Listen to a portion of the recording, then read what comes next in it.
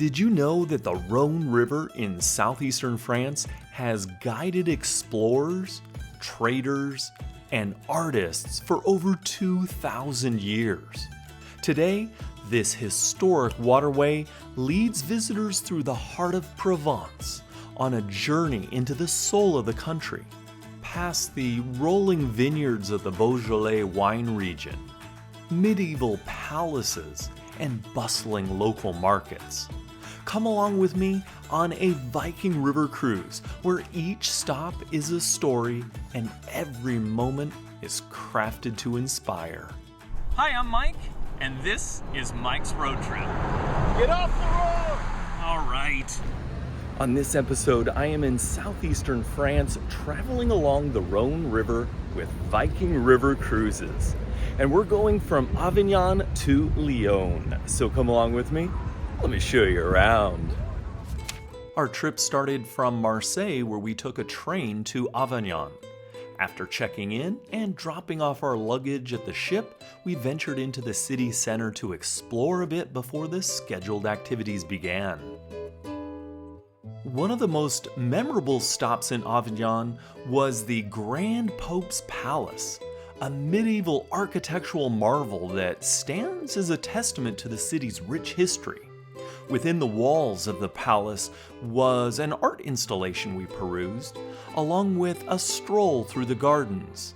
And eventually, we made our way to the highest point of the palace for some stupendous views of the square and the river just beyond. Below the palace, an Italian market had sprung to life, filling the square with the aromas of cured meats, cheeses, and freshly baked bread. We sampled the local fare, enjoyed a glass of wine, and soaked in the lively atmosphere, all while live music played in the background. That evening, we returned to the ship for a delightful dinner where we began to meet some of our fellow travelers. Afterward, the entertainment for the night, a spirited performance by a Gypsy Kings cover band. This really set the tone for the start of our week-long cruise up the Rhône River toward Lyon.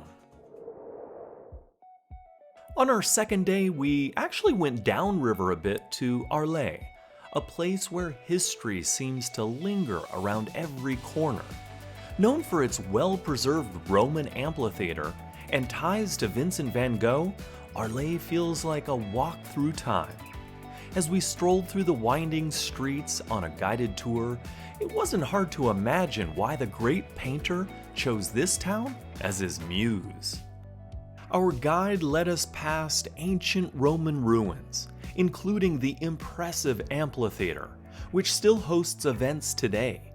We also passed by the famous Yellow Cafe, immortalized in Van Gogh's Café Terrace at Night, which still attracts visitors eager to step into the scene straight out of a painting. In the afternoon that day, we opted for an optional excursion to Les Baux de Provence, a village perched dramatically on a rocky outcrop overlooking the Alpines Mountains. The journey there was a scenic drive, winding through olive groves and vineyards as the landscape shifted to reveal the rugged beauty of Provence. While this was an utterly charming village, our primary reason for the visit was to see the Quarry of Lights, which was unlike anything we had ever experienced. What was once a vast sandstone quarry has been transformed into an extraordinary art space, where images and video are projected onto towering walls, floor, and even ceiling, creating a mesmerizing 360-degree visual spectacle. The show that day was a kaleidoscope of color and sound, with works of famous artists coming to life around us. The quarry's rough sandstone surface gave depth and texture to the projections, turning static images into something dramatic and ethereal. As the music swelled, the entire space seemed to breathe, pulling us into a world of swirling colors and light. It was as if we were inside a moving painting. And for an hour, time stood still as we wandered through this immersive, otherworldly environment. Words can hardly do it justice. It's a place that must be experienced to truly understand.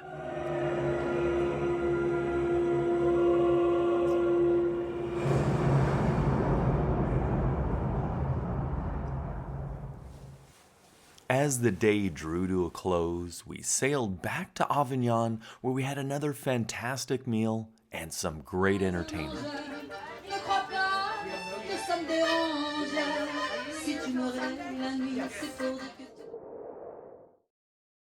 Day 3 brought us back to the familiar port of Avignon, but this time we experienced the Rhône from a different perspective. A tour operator took us upriver where we went canoeing down the river. The morning greeted us with dense fog, transforming the river into a quiet, mysterious landscape. Since we were paddling with the current, it was a leisurely excursion. The mist obscured the shores, creating an almost ethereal atmosphere, where shapes and shadows blurred at the edges. Despite the limited visibility, the journey was serene, the rhythmic splash of our paddles breaking the stillness around us. Back on board, and after another scrumptious lunch, our afternoon excursion was absolutely amazing. It was to one of the great engineering marvels of the ancient world, Pont du Gard. This Roman aqueduct, perfectly preserved through the centuries, stands as a striking reminder of the ingenuity and the ambition of the Roman civilization. The museum near the site provides fascinating insights into the history and construction of the aqueduct, showing how it transported water to the city of Nimes over 2,000 years ago. With a few hours to explore, we wandered the trails around the aqueduct, taking in views from every angle. From the heights of a nearby hill, the aqueduct's three-tiered arches stretched across the river below, casting sharp shadows against the late afternoon light. Down by the water's edge, we stood directly beneath the structure, marveling at its sheer scale and the precision in which it was built. It's easy to see why this site has endured as a symbol of Roman engineering prowess. Every stone seemed to tell a story of human endeavor and ambition. The day was a blend of tranquility and awe, from the quiet moments on the misty Rhône to the grandeur of Pont du Gard.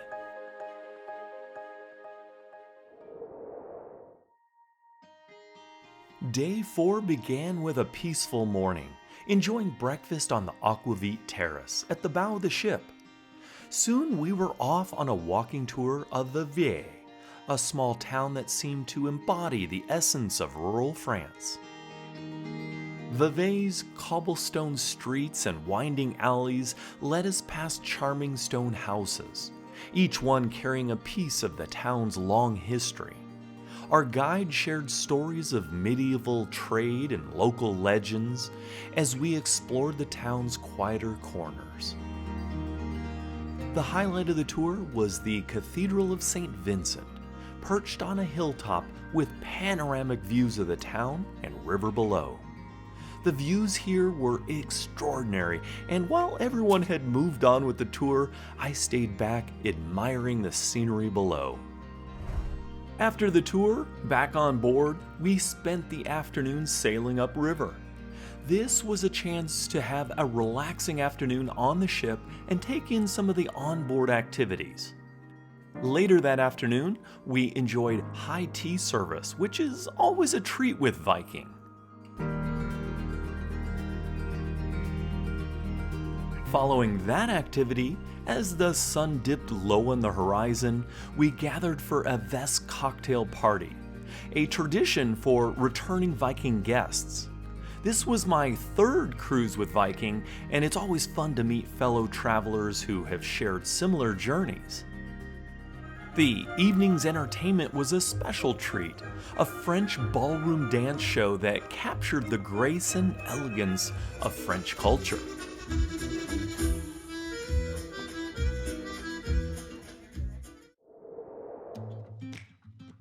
Day 5 of our Rhone River Cruise began with an early morning decision that set the stage for the day.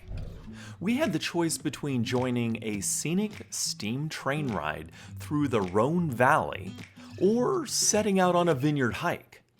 Torn between the two, we ultimately chose the hike, eager to explore the countryside on foot, even as the sky was gray and heavy with the promise of rain.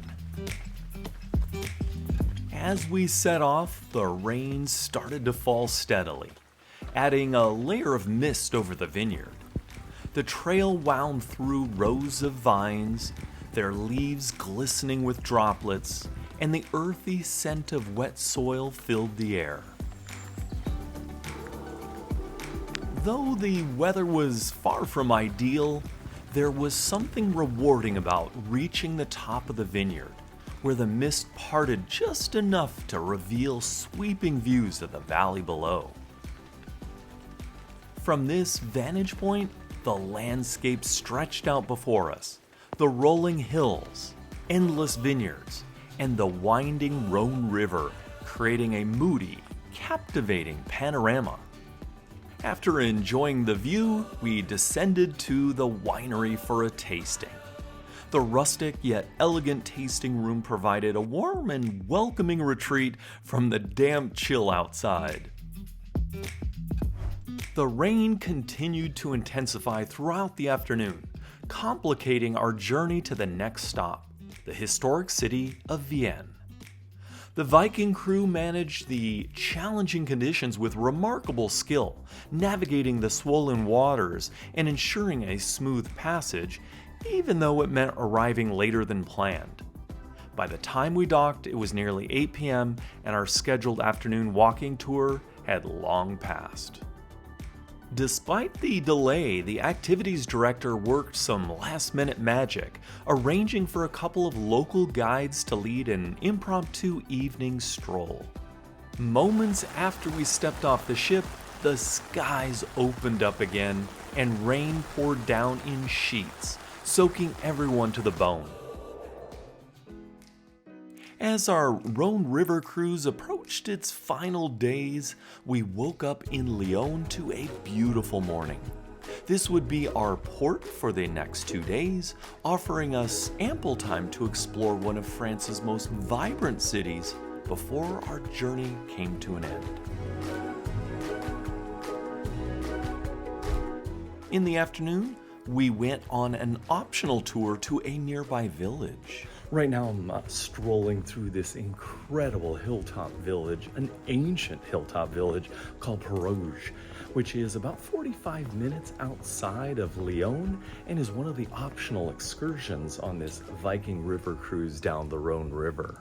The moment we stepped through its stone archway, we were transported back centuries to an era when life moved at a gentler, unhurried pace. Our guide shared stories of the village's medieval roots, explaining how its strategic location made it a bustling trade hub.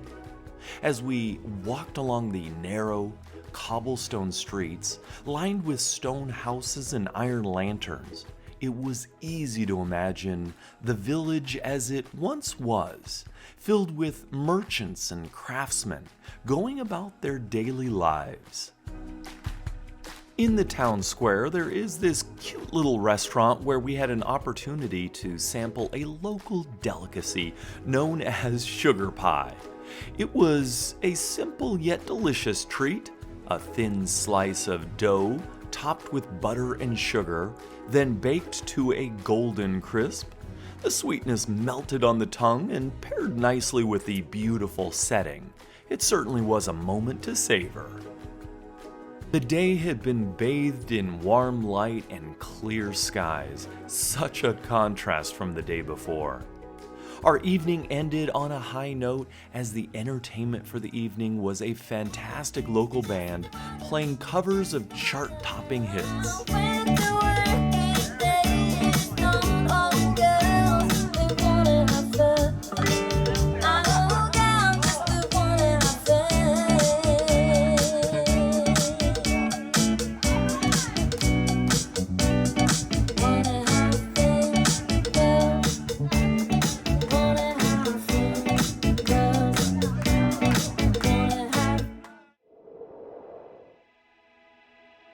Our final day took us to the lush, rolling hills of the Beaujolais wine region.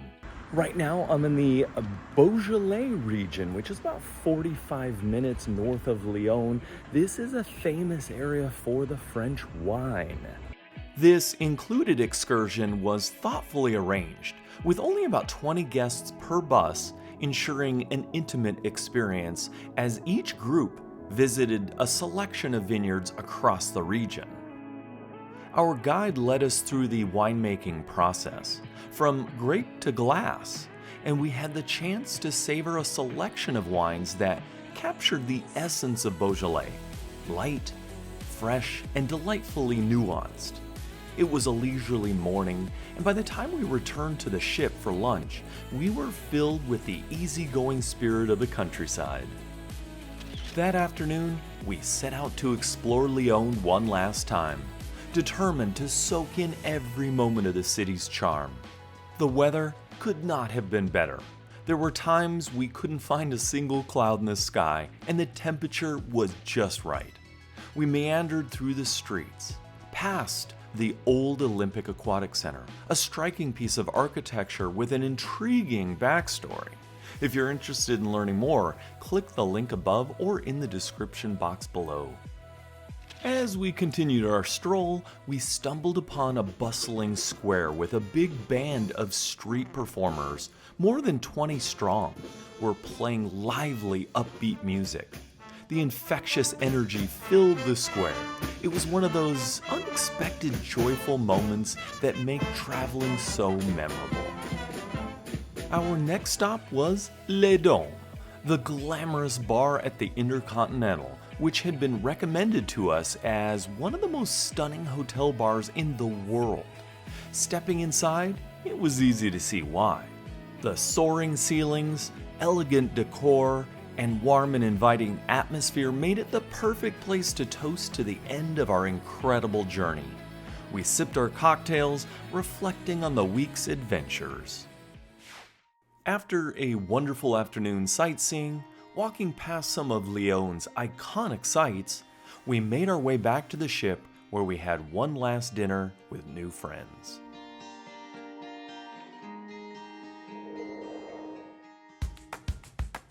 For those interested in doing a Viking cruise, I thought I'd provide a quick tour of the ship as they're pretty much all the same, at least the ones in Europe.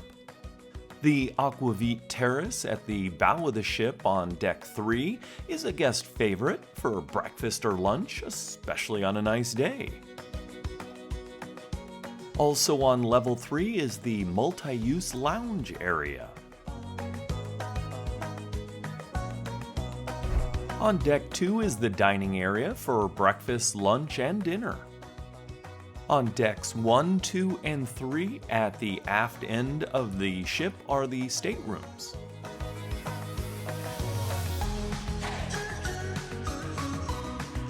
In the center of the ship is the lobby and staircase for decks 2 and 3.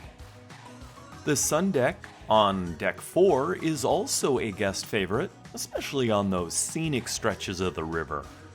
There are several areas on the ship to relax, including a small library, computer station, and on deck 3 is a 24/7 gourmet coffee and pastry station. One of the many pleasant aspects of a Viking River Cruise is its smaller, more intimate setting. With just about 190 passengers, the ship feels more like a floating community rather than a traditional cruise liner. Meals are shared together, and excursions are opportunities to connect with familiar faces, creating a sense of camaraderie that makes the journey special. It wasn't just the guests who made an impression.